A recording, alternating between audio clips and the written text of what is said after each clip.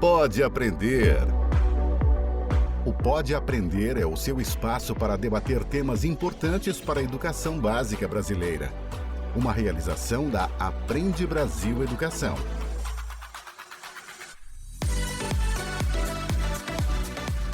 Olá, eu sou a Danae Búbalo e este é o Pode Aprender, o nosso bate-papo qualificado sobre a educação básica brasileira. Eu já estou aqui, prontinha para acompanhar você em mais um episódio que vai inspirar a sua jornada com boas ideias e também com muito aprendizado.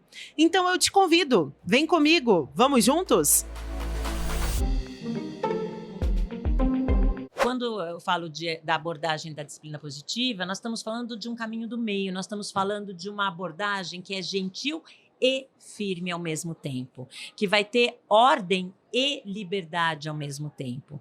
Nós temos muitas publicações e pesquisas sendo feitas no mundo todo, usando a disciplina positiva como base teórica, e o que nós mais gostamos, pais, mães e professores, tem as ferramentas práticas.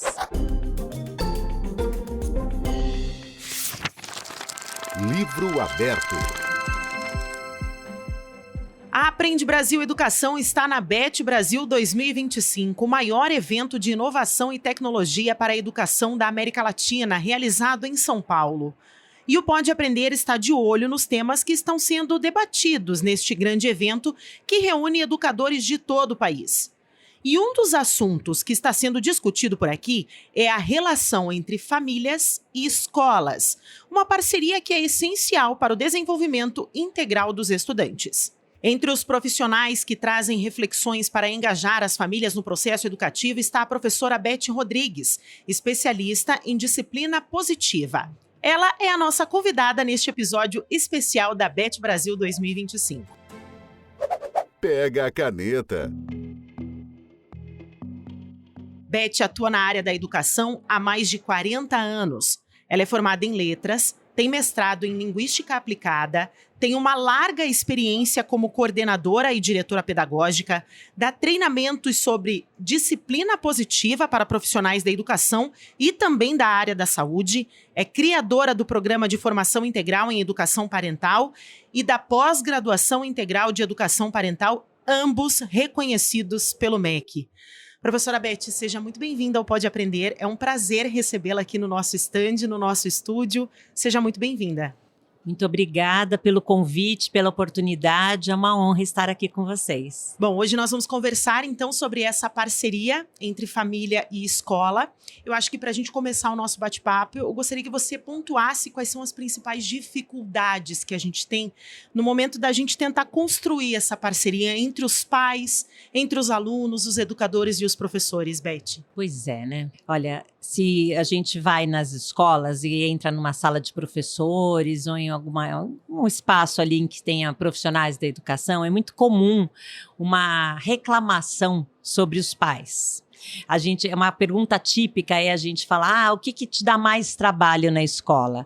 E os profissionais, muitas vezes até os gestores, são os pais, dão mais trabalho do que os próprios alunos. Mas o contrário também é verdadeiro. Se a gente entra em algum grupo de WhatsApp de pais, por exemplo, é muito comum rolar ali no grupo alguma reclamação sobre os profissionais da escola. Então, já é uma tradição, vamos dizer assim, esse combate, né? Essa briga, não chega a ser uma briga, mas essa reclamação entre profissionais e responsáveis. O que é uma pena, porque os pais estão vendo seus filhos e pensando nos seus filhos. Os profissionais estão vendo seus alunos e pensando nos alunos. E parece que todos esquecem que nós estamos falando da mesma pessoa. Tanto os filhos quanto os alunos são seres humanos, são crianças, são adolescentes em processo de desenvolvimento, em processo de aprendizado e que precisam dessas pessoas, desses adultos como referência.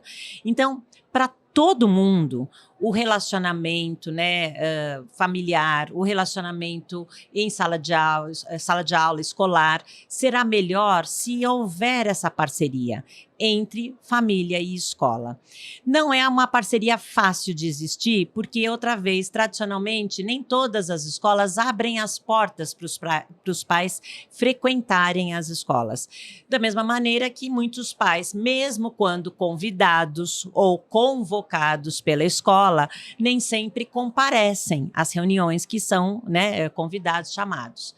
Então, é um processo também que precisa de amadurecimento. Uma coisa interessante sobre isso é que quando você me pergunta qual é o maior desafio, eu acho que é essa clareza do papel, da função da escola de ser também um espaço de educação parental. Então, talvez alguns colegas profissionais da educação como eu pensem, poxa, mas vai sobrar isso para a gente também, né? A verdade é que faz muito tempo que a escola é só responsável pela educação básica, pela educação das crianças e dos adolescentes. Há alguns anos, algumas décadas, na verdade, a escola percebeu a necessidade de trabalhar a formação profissional dos seus professores, né, da sua equipe pedagógica. E, mais recentemente, estão percebendo a necessidade de trabalhar essa formação de pais e mães. Então, como é isso? Até porque tem muito preconceito sobre isso. Tem gente que fala, como assim? Preciso aprender para ser pai e mãe? Existe curso sobre isso? Existe, precisa. Se nós estamos falando de um legado, do maior legado que nós temos, né, enquanto pais e mães, que são os nossos filhos, a gente precisa, sim, aprender estratégias respeitosas, encorajadoras, eficazes, que não sejam punitivas, que não sejam permissivas. Então, tem muitos assuntos, tem muitas estratégias, ferramentas que são práticas, que são eficazes e que pais e mães poderiam aprender a partir de um trabalho de autoconsciência e que a escola pode ser esse lugar, pode ser esse espaço seguro. Então, acho que esse é o maior desafio, essa abertura, né, dos dois lados, tanto da escola quanto da família, para que essa parceria de verdade aconteça, seja eficaz e seja proveitosa, prazerosa e que renda frutos para todo mundo. E qual que é o impacto dessa comunicação, dessa parceria entre escola e pais e família?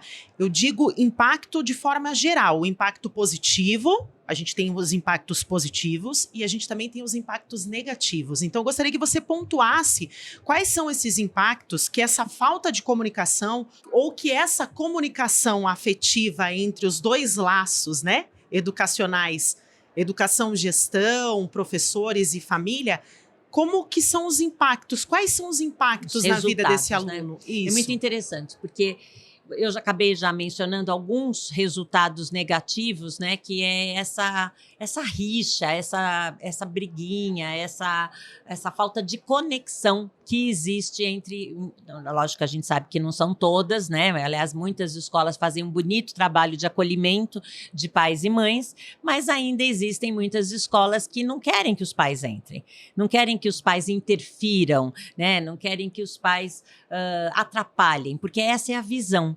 Só que, na verdade, tem muita informação sobre aquele ser, aquela criança, aquele adolescente, que a escola tem e os pais não têm.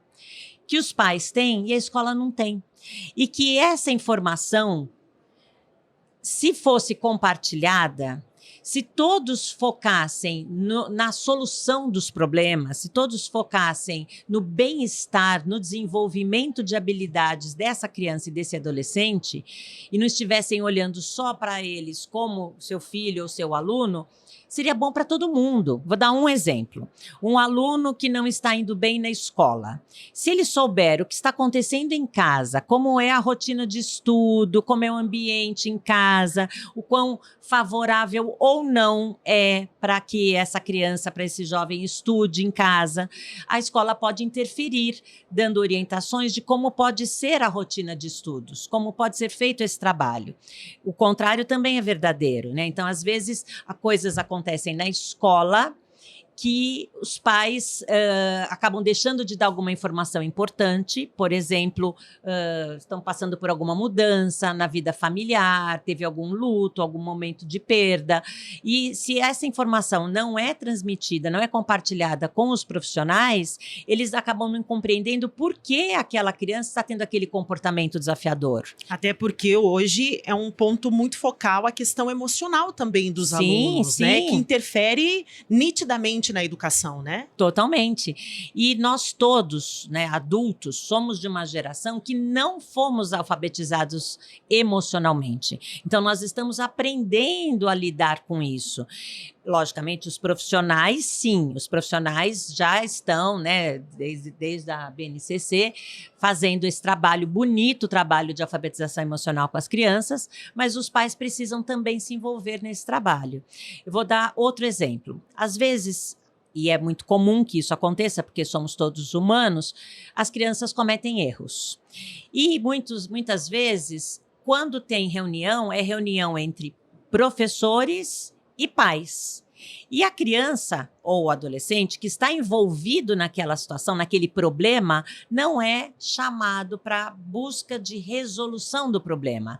Por quê? Porque a conversa fica naquele nível de culpabilização, de buscar a culpa, o culpado, qual foi o problema, sabe? Tudo bem, a gente precisa descobrir a origem, mas ao invés de focar tanto no erro, na culpa, no culpado, nós deveríamos focar mais na busca de soluções. Como resolver esse problema? Como olhar para esse erro como oportunidade de aprendizagem? Como fazer diferente para evitar continuar cometendo esses mesmos erros? E aí nós temos uma opinião, nós que estudamos a disciplina positiva, de que se a criança faz parte do problema, ela deve fazer parte da solução. Então, por que não envolver os alunos, que são filhos, nessas reuniões entre profissionais, pais e filhos, quando todos têm o mesmo objetivo, que no caso, por exemplo, é um melhor sucesso acadêmico. Então, o que todos podem fazer para contribuir para que esse aluno tenha melhores resultados na escola?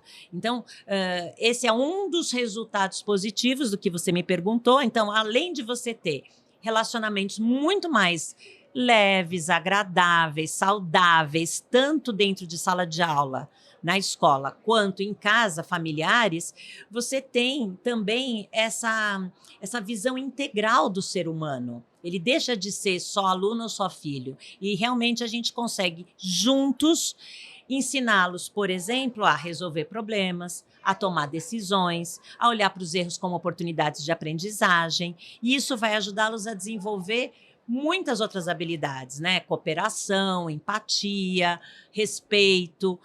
E no futuro, né, no futuro próximo, autonomia, independência. É a transformação daquele serzinho, daquela criança, num ser humano melhor, num adulto melhor, né? Exatamente. É o desenvolvimento, que é natural e que quanto mais apoio, acolhimento, orientação essas crianças de hoje tiverem de nós adultos, e aí eu falo novamente, familiares e, né, no caso, responsáveis e instituição escolar, profissionais da educação, melhor para essa criança, porque vai se tornar um adulto que já desde a infância vem desenvolvendo essas habilidades. Então, por exemplo, vou dar um exemplo clássico, né?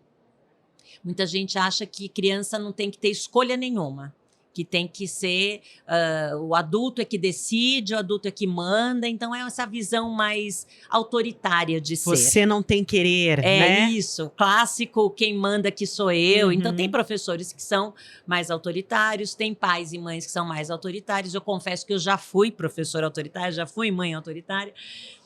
E nesse caso, né, quando a gente está exercendo essa liderança autoritária, eles não têm liberdade, eles não têm escolhas, né? E a gente geralmente tem resultados em longo prazo que são muito negativos, como, por exemplo, esse distanciamento dos filhos. Então, e do caso dos alunos também. Então, você não quer estar perto, não quer dialogar, não quer conviver com uma pessoa que só te dá ordens, que só te critica, julga, reclama, manda, humilha, envergonha, culpa, sabe? Ninguém gosta disso, nenhum ser humano gosta disso. Então já é do ser humano uma resistência. Por isso que acontece a rebeldia, a revolta, a dissimulação, não vou ser pego, vou fazer de um jeito para não ser pego, a mentira, né? Às vezes até a vingança. Porque essas crianças querem se proteger da punição, do castigo, que é a estratégia mais utilizada por adultos que utilizam essa liderança autoritária. Agora, os resultados negativos do outro extremo também são muito seríssimos, porque nós estamos falando agora do extremo da permissividade, onde tem gentileza, onde tem liberdade, mas falta limite. Falta saber dizer não com dignidade e respeito. Falta organização, responsabilidade. E na hora funciona lindamente, porque é muita gentileza, muito afeto, muito carinho, muito diálogo, muita liberdade. Inclusive, eles têm escolhas ilimitadas, podem fazer o que quiserem. Essa é a frase típica. E aí, o perigo é na hora de dizer não. Isso, porque eles não aceitam o não. Por isso, tantas crises de birra, tantas, né? E aí os pais também que acabam indo de um extremo para o outro na mesma situação. Então, não pode. Ai, quero. Ai, tá bom, vai. Então, você acaba cedendo. E aí nós temos um resultado em longo prazo que pode ser pessoas completamente dependentes, porque os adultos fizeram tanto por eles, super protetores, atenderam tantas as vontades, né, tanto as vontades deles, que cresceram jovens, adultos, que acham que todo mundo tem que fazer a vontade deles. Os famosos mimados, né, os folgados, que acham que todo mundo tem que fazer a vontade deles, não desenvolvem habilidades, muito menos a autonomia, a responsabilidade. E a gente não quer isso para o nosso futuro, né? Nós não queremos esse tipo de pessoa no nosso mundo, nem pessoas agressivas. Então, vejam que os resultados negativos dos dois extremos são perigosos. A gente não deve buscar isso. Ao contrário, quando eu falo da abordagem da disciplina positiva, nós estamos falando de um caminho do meio, nós estamos falando de uma abordagem que é gentil e firme ao mesmo tempo, que vai ter ordem e liberdade ao mesmo tempo. Então, um exemplo clássico é de oferecer escolhas limitadas. Então, quando você oferece escolhas, você está sendo gentil. Mas porque elas são limitadas, você está sendo firme, você está ensinando limites. Não é pode escolher o que quiser nessa loja para comprar, meu filho. Não é pode escolher o que quiser para comer. Não. Agora é a hora do almoço. Você pode escolher, talvez, se você quer, sei lá, alface ou agrião. Mas você não está dando a opção de não comer alface ou agrião, né? Alguma salada, alguma verdura. Então, é uma abordagem muito mais que a gente chama democrática, em que as relações são horizontais, não porque sejamos as mesmas pessoas, né? Filhos são diferentes de pais e mães e alunos são diferentes de adultos, mas somos todos seres humanos e temos todos os mesmos direitos. É sobre isso. E como mudar essa educação na forma prática? Agora, vamos abordar a sala de aula, né? Nós estamos falando com os educadores, com os gestores, com os nossos professores. Como colocar isso em prática na sala de aula, Beth? Eu adorei essa pergunta, porque, olha, você já me entregou aí, fez um spoiler desde o começo, né? Que eu estou na área de educação há mais de 40 anos, mas deixa eu contar aqui para as pessoas que não estão me vendo. Eu comecei muito nova, viu, pessoal? Eu comecei com 16, então eu estou há 42 anos mesmo na sala de aula, sem nunca ter saído. Só mudou o assunto, a faixa etária, o contexto e as funções. Algumas vezes eu fiquei 14 anos como diretora de escola, mais de 30 como coordenadora e atualmente atuando principalmente com palestras, formações e consultorias, né? Então, eu já era uma profissional experiente, já tinha atuado como diretora quando finalmente, em 2008, janeiro de 2008, eu conheci essa abordagem. E eu fui fazer um curso nos Estados Unidos de 3 meses, uma capacitação, uma preparação, fiz até estágios em escolas públicas lá, eram 6 dias de curso por semana, intensivo, tinha a parte teórica, a parte prática, porque eu ia assumir a coordenação de uma ONG aqui no Brasil. Tá? Era uma ONG internacional, então o meu trabalho não só com a formação de professores, mas com toda a adaptação cultural do material e tal. Eu estou contando isso para dizer que eu achei que aquele conteúdo ia ser útil só na minha vida profissional. Quando eu percebi que aquilo ia ser útil para a minha vida pessoal, porque uma coisa que você não contou é que eu sou mãe, eu sou madrasta, eu sou vodrasta. Os meus enteados, quando eu casei com o pai da minha filha, tinham 1, 2 e 3 anos. Hoje eles têm 33, 34 e 35, né? O tempo passa. Eu já sou vó de um garotinho de 8 anos. E eu descobri a tal da disciplina positiva. E é realmente uma abordagem que tem uma base teórica muito sólida, é respaldada em ciência, em pesquisas mais, vamos chamar assim, duradouras, né, longínquas, que vêm desde a psicologia adleriana, de Alfred Adler, lá do começo do século passado, mas até hoje nós temos muitas publicações e pesquisas sendo feitas no mundo todo, usando a disciplina positiva como base teórica, e o que nós mais gostamos, pais, mães e professores, tem as ferramentas práticas. As ferramentas práticas são maravilhosas. Nesse ponto que eu gostaria de chegar. Porque são mais de 100 ferramentas, que são frases ou palavras que nos lembram o que realmente importa, o que a gente precisa mudar na nossa atitude de adultos, no relacionamento com os nossos filhos ou alunos, no caso agora voltando para a sala de aula. Eu sei como é difícil dar aula para grupos grandes, tem algumas faixas etárias, hoje em dia, o vício em telas.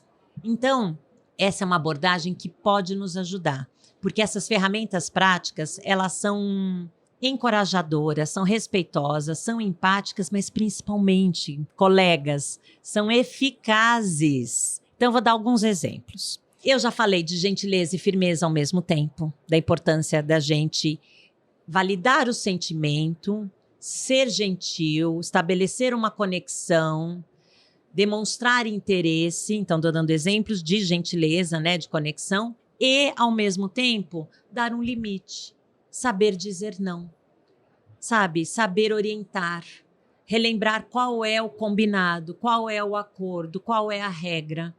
Você não precisa simplesmente gritar uma regra ou brigar quando algo não acontece. Você até explica, olha, eu entendo, você está com raiva do seu colega, porque ele quebrou o seu brinquedo, ou porque ele pegou um objeto seu sem a sua permissão. E bater não é uma opção. Então, você valida a raiva que ele sente do colega, porque o colega fez uma coisa inadequada. Entende o sentimento do aluno. Você estabelece essa conexão, você é gentil, porque você demonstra que você compreende, porque todos os sentimentos são válidos.